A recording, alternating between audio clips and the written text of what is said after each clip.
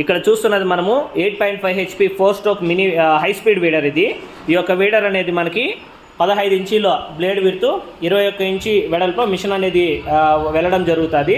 So మనకి ఫార్మర్స్కి ఎవరైతే మొక్కజొన్న కాయగూర పంటలు పూల సాగు చేస్తారో ఆ యొక్క ఫార్మర్స్కి ఈ యొక్క మిషనరీ అనేది చాలా అనువుగా ఉంటుంది.